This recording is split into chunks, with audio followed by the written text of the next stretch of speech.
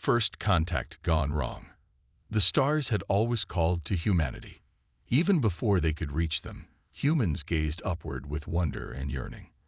By 2157, that yearning had propelled them beyond their solar system to establish colonies on 17 worlds, with outposts extending another 15 light-years into the galactic arm.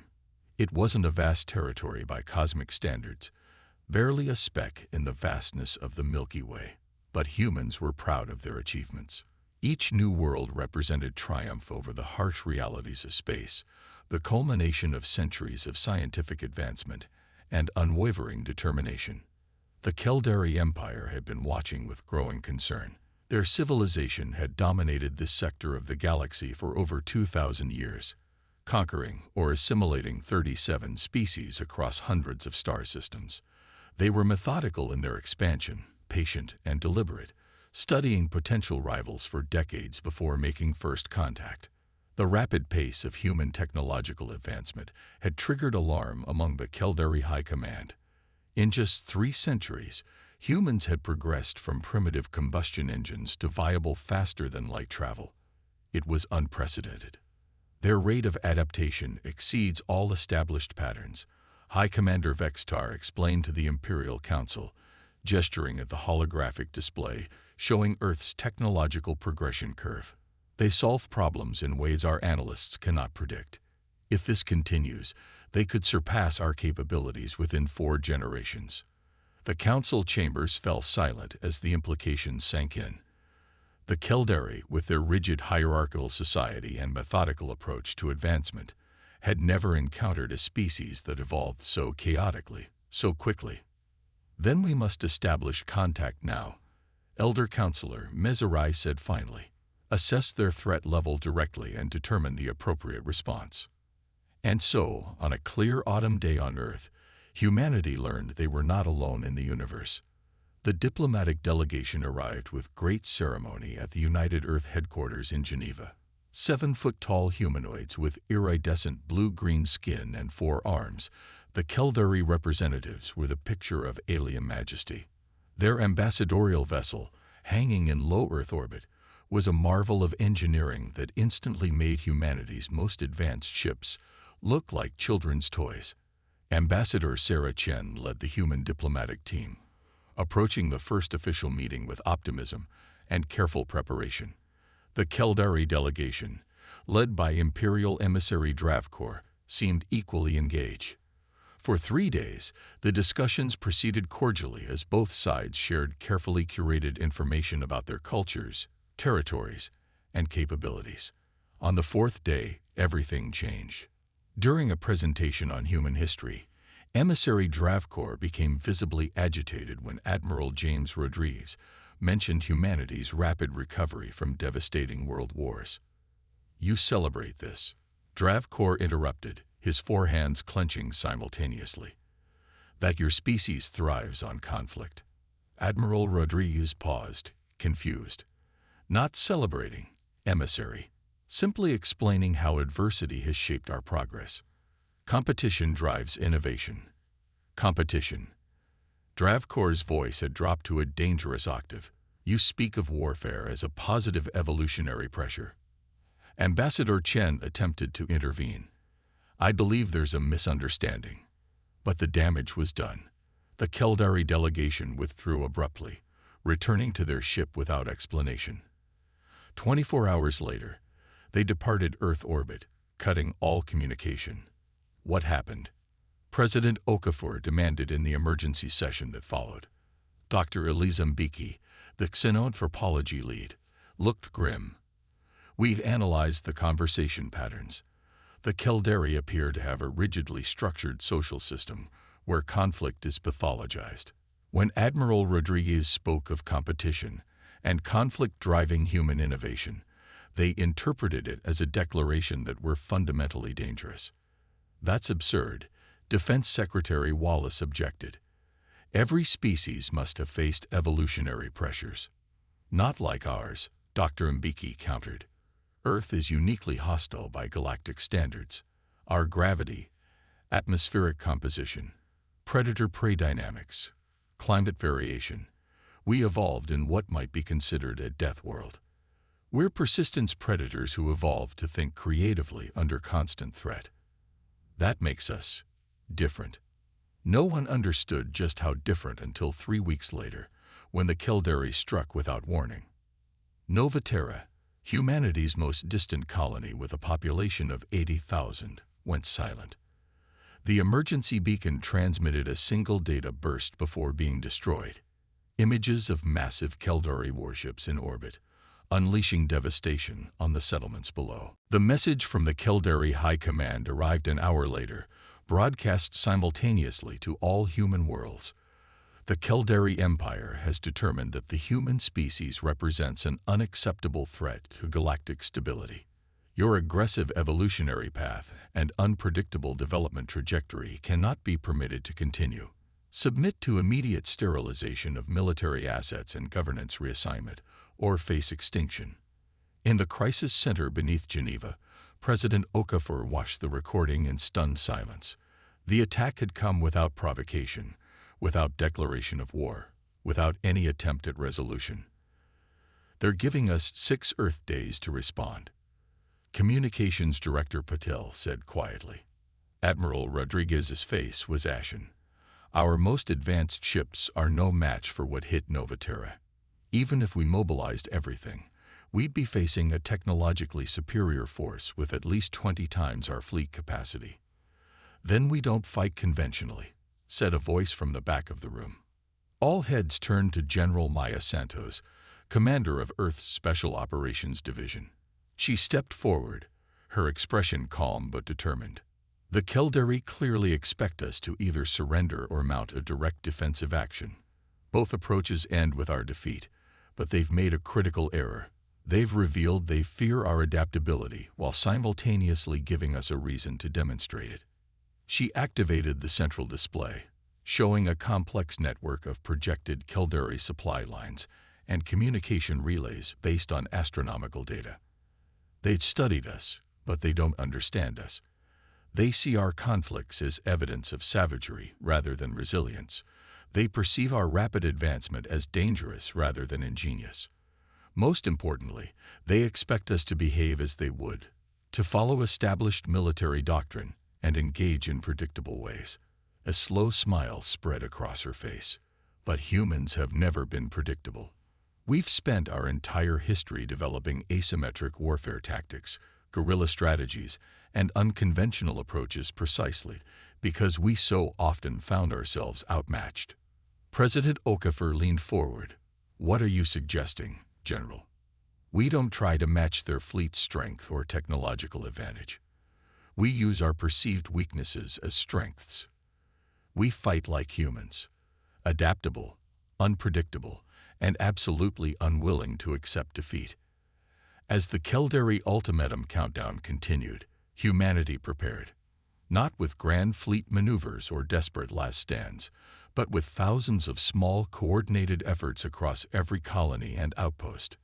When the deadline arrived, Earth's response was transmitted to the waiting Caldari fleet. We understand your concerns about our species. We regret that you chose violence instead of dialogue. We do not surrender, nor do we intend to be exterminated. You have declared war on humanity. That was your first mistake. You will discover it was also your worst. Within 24 hours, the Caldari launched their first assault, expecting conventional resistance. They found none. Human military vessels had seemingly vanished from monitored space. Colonies appeared abandoned. Earth itself showed minimal defensive preparations. High Commander Vextar was suspicious of the apparent retreat. Secure the outer colonies first, he ordered. Establish control of their resource extraction facilities. Once their supply lines are severed, we'll approach their home system. It seemed like a sound strategy. It would prove to be anything but. As the first Caldari occupation forces landed on the apparently deserted mining colony of Proxima Centauri, they detected no human life signs. The facilities appeared intact but dormant. Commander Lirval led his troops through the silent habitation domes, puzzled by the lack of resistance or even evidence of hasty evacuation. Curious, He noted to his second-in-command, "Their departure seems planned, methodical." That was his final observation before the entire facility's systems came online simultaneously, not under Caldari control, but executing pre-programmed commands. Atmospheric composition shifted rapidly to levels toxic to Caldari physiology, but survivable for humans. Electromagnetic pulses disabled Caldari communications and weapons. Hidden compartments in walls and floors opened, deploying autonomous defense drones that had been specifically designed to target Caldari neurological vulnerabilities. Similar scenarios played out across 6 different colonies simultaneously. By the time the Caldari High Command realized what was happening, they had lost contact with over 20% of their forward deployment forces. The human counterattack had begun, but not as a direct confrontation. Instead, it was a carefully orchestrated demonstration that the species the Caldari had dismissed as primitive had been studying them just as carefully and had turned their own methodical predictability against them. Back on Earth, General Santos received the preliminary reports with grim satisfaction. Phase 1 complete, she announced to the assembled War Council. Now we show them what humanity does best: adapt and overcome. The real war was just beginning, and humanity was about to demonstrate why attacking a species that had evolved on a death world, that had turned the art of survival into a science, was indeed the worst mistake the Caldari Empire had ever made. The adaptive response. The Caldari hadn't expected resistance. They certainly hadn't expected effective resistance. 6 weeks into what they had projected would be a straightforward pacification campaign, High Commander Vexstar found himself facing the Imperial Oversight Committee, attempting to explain the inexplicable. "These humans," he began, struggling to maintain his composure, "they do not fight as a rational species should." The holographic displays surrounding the committee showed the evidence of his failure. Destroyed supply ships, compromised forward bases, and most disturbing, complete communication blackouts across multiple sectors where Caldari forces had previously reported secure control. "They have inferior technology," Council Elder Meseret observed coldly. "Inferior numbers, inferior strategic position. Yet you report that 17 of our advanced vessels have been lost." Vexstar's secondary hands twitched in discomfort. "They employ unpredictable tactics. When we secure a position according to standard protocols, they allow us to establish presence, then trigger environmental systems we failed to identify as weaponized. When we adapted to inspect all systems before occupation, they began using biological agents tailored to our physiology." Biological weapons. Another counselor's voice rose in alarm. "That violates all civilized warfare conventions." "Not weapons precisely," Vexstar clarified. "Non-lethal compounds that incapacitate our troops temporarily. By the time our forces recover, vital equipment or data has disappeared. They never engage directly when they can employ subterfuge instead." What Vexstar couldn't bring himself to admit was that the humans had somehow identified the rigid patterns in Caldari military doctrine. Patterns so deeply ingrained in their culture that Caldari commanders couldn't conceive of operating differently, even when those patterns were being exploited. Meanwhile, humanity was transforming itself. Earth had become a fortress not through traditional defenses, but through massively distributed systems. Manufacturing facilities were dispersed and camouflaged. Scientific research continued in mobile laboratories that constantly relocated. The military command structure had been decentralized to eliminate single points of failure. On Luna Base, Dr. Sofia Kagawa led a team that had made a critical breakthrough. The Caldari Communications Network operates on quantum entanglement principles, she explained to General Santos over a secure channel. Theoretically unbreakable, except they use standardized protocols to interpret the data. Santos leaned forward. "You've cracked it." "Better," Kagawa smiled. "We've created a targeted quantum interference pattern. We can't read their communications, but we can corrupt them selectively. Their ships receive orders that contain subtle errors, coordinates off by small but crucial margins. timing sequences misaligned just enough to disrupt coordinated actions. How long until deployment? The prototypes are ready. We're waiting for the Caldari fleet to approach the Jupiter defensive line to maximize impact. This was humanity's way, not trying to match Caldari technology directly, but finding creative ways to subvert it. In deep space, Captain Alina Durrani and the crew of the stealth vessel Wraith demonstrated another aspect of human adaptability. Their ship, barely 1/10 the size of a Caldari cruiser, had been retrofitted with experimental technology based on observations of Caldari sensor systems. They rely heavily on quantum field detectors, Lieutenant Park explained during the mission briefing, but they filter out certain frequency ranges they consider irrelevant background noise, patterns created by cosmic radiation that's common in this sector. And that's where we hide, Durrani concluded, generating a signature that mimics that background noise. The strategy proved devastatingly effective. The Wraith and 11 other stealth vessels infiltrated a major Caldari supply convoy, attached specialized disruptors to the hulls of fuel transports, then disappeared before the Caldari realized they'd been compromised. When the convoy arrived at the forward operating base at Proxima Centauri, the disruptors activated, rendering the fuel unusable in Caldari engines, not destroying resources the humans might later recover, just denying them to the enemy. These small victories didn't win the war, but they bought humanity precious time. Every delay to the Caldari advance meant more innovations deployed, more adaptations implemented, more weaknesses identified in the seemingly overwhelming enemy. 3 months into the conflict, the Caldari changed tactics. Frustrated by the humans' refusal to engage in direct confrontation, Vextar ordered simultaneous assaults on 3 established colonies, more heavily populated targets than they'd previously attacked. The message was clear: face us directly or watch your civilians suffer. It was a critical miscalculation.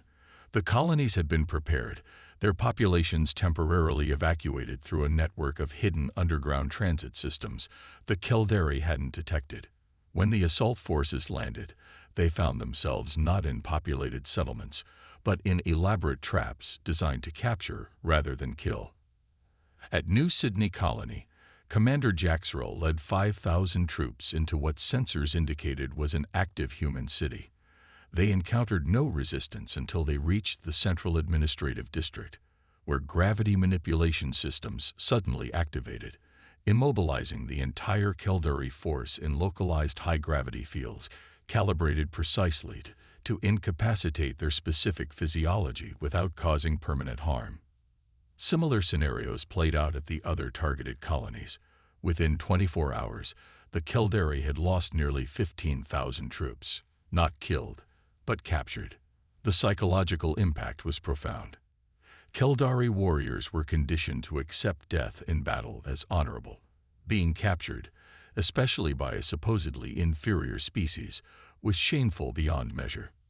When images of the captured troops were transmitted back to the Caldari fleet, along with a message offering their unconditional return, the impact on morale was devastating. "We are not monsters," read the human communication. "We do not wish this conflict. Your soldiers will be returned unarmed. We ask only that you reconsider your aggression." The offered mercy confused and unsettled the Caldari leadership even more than military defeats would have. It contradicted everything they had concluded about human nature. A species evolved through conflict should be vicious, merciless, not capable of compassion toward an enemy.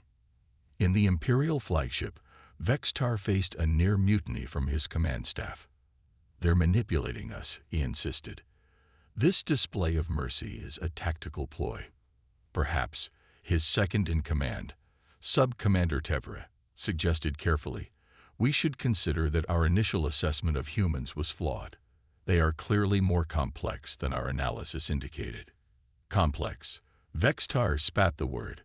"They are dangerous precisely because they are unpredictable.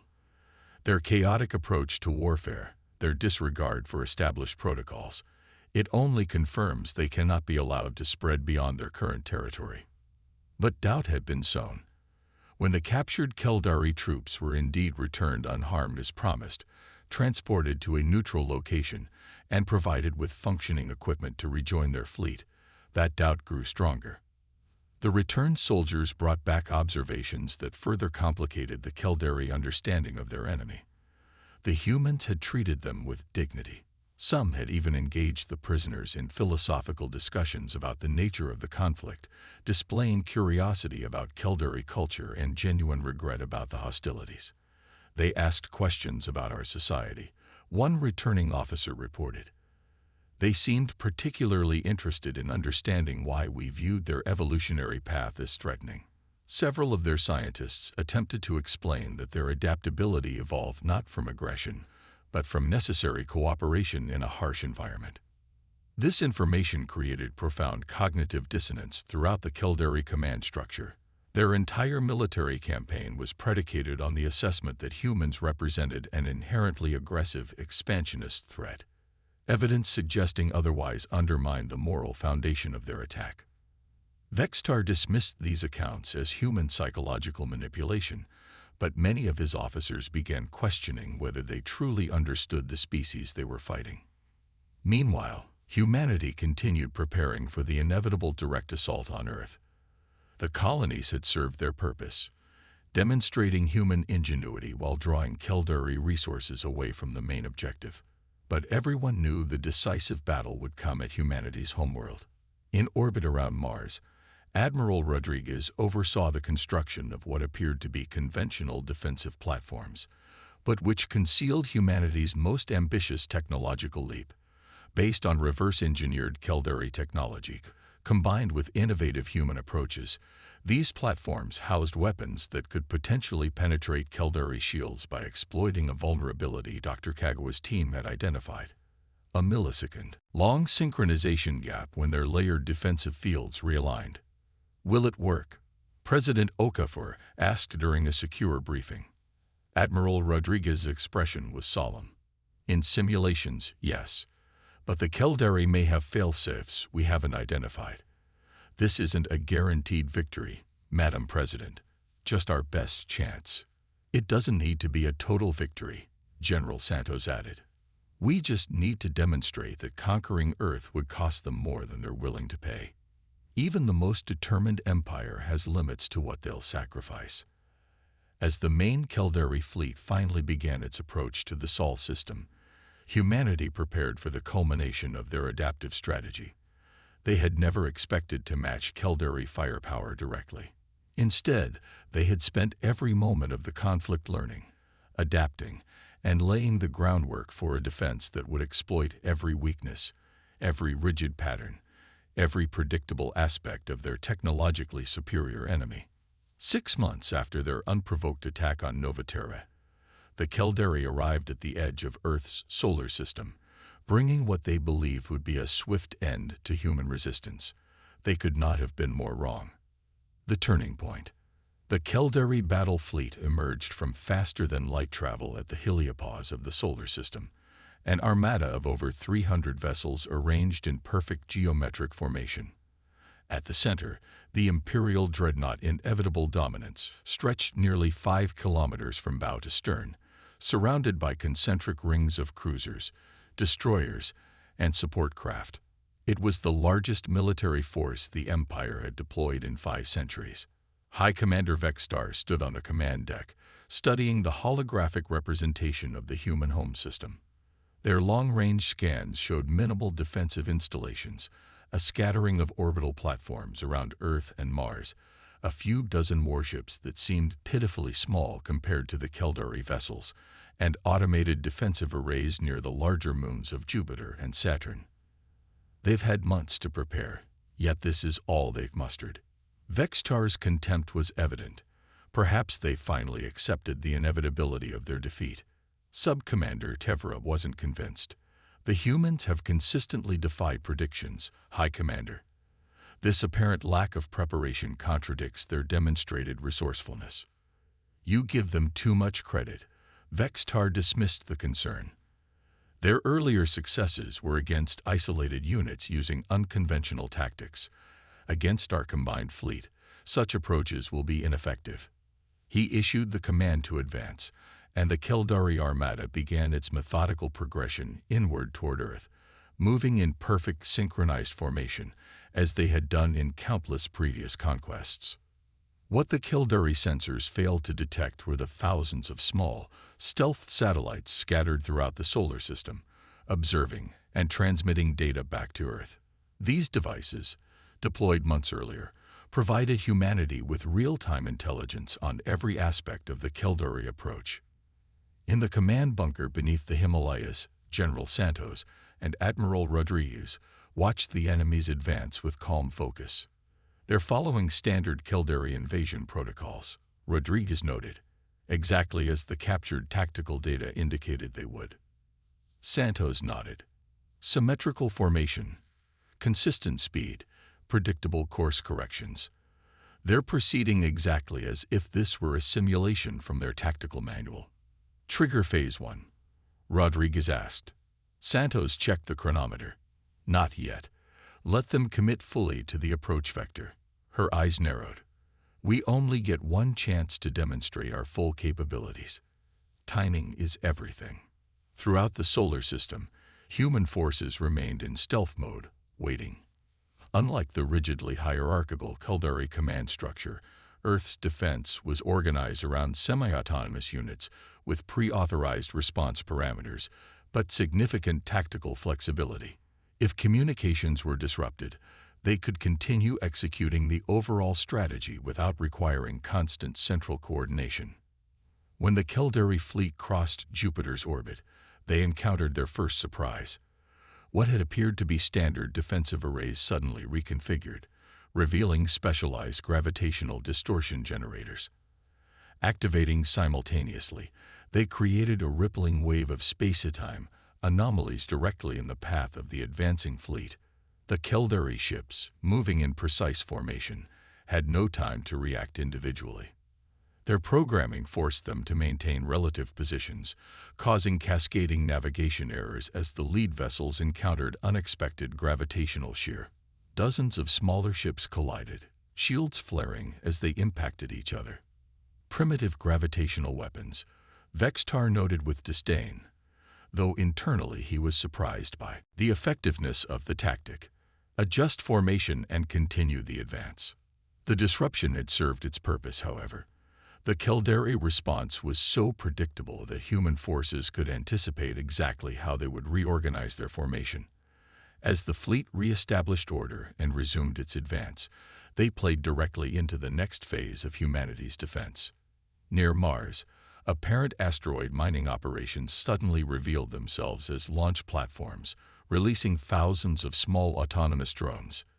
Too tiny to register as significant threats on Kildari sensors, these devices exploited the precise gap in shield synchronization that Dr. Kagawa's team had identified. They didn't attempt to destroy the Kildari vessels, merely to attach themselves to the hulls, where they began broadcasting the quantum interference pattern that corrupted Kildari communications. Chaos erupted throughout the fleet as ships began receiving contradictory orders. Weapon systems activated unexpectedly. Engines adjusted thrust without command input. The perfect formation dissolved into confusion. Aboard the inevitable dominance, Vextar raged as his control over the situation deteriorated. Isolate all systems from the network. Revert to autonomous command protocols. But the damage was done. The synchronized assault that should have overwhelmed Earth's defenses had devolved into individual vessels operating with minimal coordination, exactly as humanity had planned. Only then did Earth's seemingly insignificant defense fleet engage. The smaller, more maneuverable human vessels targeted Kildari ships selectively, focusing on propulsion and communication systems rather than attempting outright destruction. They darted between the larger enemy vessels, exploiting the confusion to inflict precision damage before retreating. This isn't a battle, Tevra realized with dawning horror. It's a demonstration. Indeed, had humanity truly wanted to destroy the Kildari fleet, they could have deployed more devastating weapons. Instead, they were systematically disabling the invaders' capacity to fight effectively while minimizing casualties on both sides. showing the Caldari exactly what humans were capable of when pushed to defend themselves. The final phase of Earth's defense activated as the remaining Caldari ships approached Earth orbit.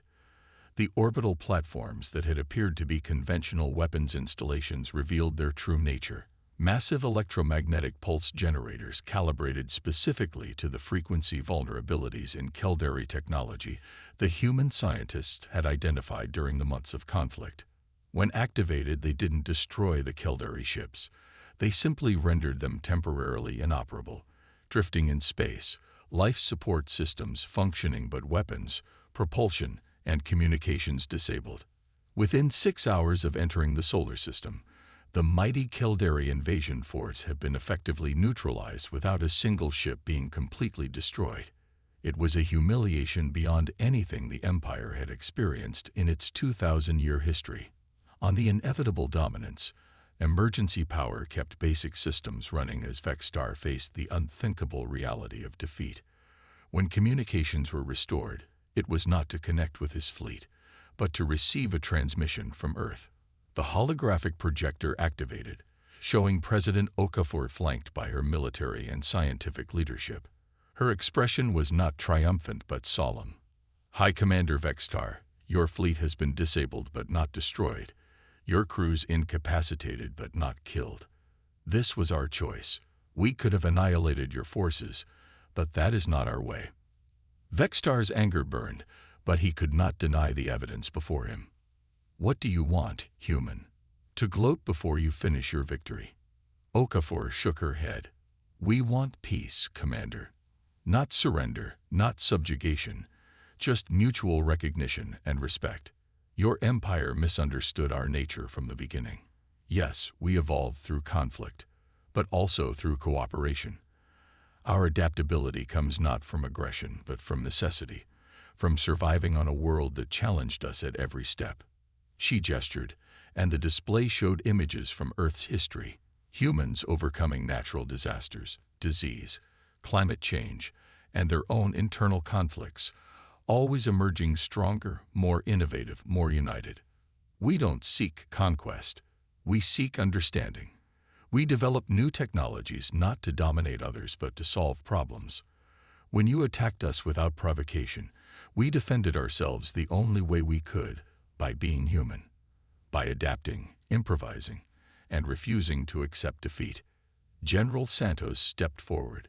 "Your tactical manuals are impressive, Commander, but they made you predictable. Your technological superiority made you overconfident. Your rigid hierarchy made you inflexible. These were not advantages against an enemy like humanity." The truth of her words stung more than any weapon could have. The Caldari had indeed underestimated humans at every turn, assuming their technological advantage would guarantee victory. They had never considered that the very aspects of human evolution they feared, the adaptability, the creativity born of surviving a challenging world, would prove to be humanity's greatest strength. "What happens now?" Vextar asked, his voice subdued. President Okafor's expression softened slightly. "Now we talk, properly this time. In 72 hours, your ship's systems will reactivate. You will be provided coordinates for a neutral meeting location where representatives from both our peoples can begin real diplomatic discussions. Or, if you preferred, you can return to your empire and report your findings. But know this, if you choose to attack us again, what you experienced today was only a fraction of humanity's capabilities." After the transmission ended, Vextar stood in silence, processing the implications of this defeat. The humans could have destroyed them completely but chose restraint instead. It contradicted everything the Caldari had believed about this supposedly aggressive species. 3 days later, as promised, the Caldari fleet's systems reactivated. Most expected Vextar to order an immediate retreat, to return to the Empire and prepare a more overwhelming force for a second attempt. Instead, to the surprise of his officers, he ordered a single ship, his own, to proceed to the provided coordinates. The rest of the fleet would withdraw to a safe distance, but remain in the solar system. "High Commander," Tevra objected, "you cannot meet with these humans alone. It violates all security protocols. Vextar's expression had changed, the arrogance replaced by something rarer among Caldari leadership: curiosity. "They have proven themselves worthy of direct dialogue," he said simply, "and I have questions that cannot be answered by further conflict."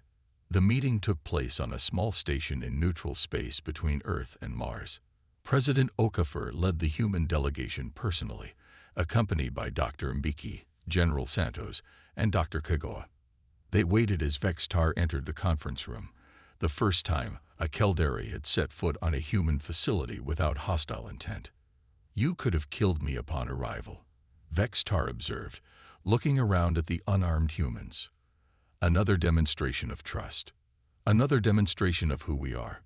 Okafor responded, "We meant what we said, Commander. We don't seek your destruction, only mutual understanding." What followed was not a formal peace negotiation, but something more fundamental: a true exchange of perspectives. Vextar learned how humans had indeed evolved through both competition and cooperation, how their creative problem-solving emerged from facing a constantly changing environment, how their diversity of thought and approach, so chaotic to Caldari sensibilities, was the source of their incredible adaptability. In turn, the humans came to understand the Caldari better: their ancient civilization built on order and harmony, their fear of unpredictable elements that might disrupt that order, their genuine belief that their invasions were necessary to preserve galactic stability. 6 months after that first meeting, a formal peace treaty was signed. The Caldari Empire officially recognized Earth and its colonies as sovereign territory and established regulated trade and cultural exchange programs. Some within the empire still viewed humans with suspicion, but the prevailing attitude had shifted from fear to cautious respect. In the decades that followed, humanity continued to expand into space, but now with Caldari maps to guide them away from other established territories. Their innovative approaches to technology and problem-solving gradually influenced Caldari society, introducing more flexibility into their rigid systems. In return, humans benefited from access to the advanced technologies and vast knowledge the ancient empire had accumulated. The attempted conquest that had begun with a fundamental misunderstanding had transformed into something neither side could have predicted: a partnership that strengthened both civilizations. Yet throughout the galaxy, a new understanding spread among spacefaring species. Humans were not to be underestimated. They had emerged from a challenging world that had forced them to adapt continuously, to innovate relentlessly, to cooperate effectively despite their differences. When threatened, they didn't respond with blind aggression or rigid doctrine. They responded with creativity, adaptability, and a remarkable capacity to turn disadvantage into advantage. The Caldari Empire had learned this lesson the hard way. They had chosen war with humanity, believing their technological superiority guaranteed victory. It had been their first mistake, and, as they discovered, their worst.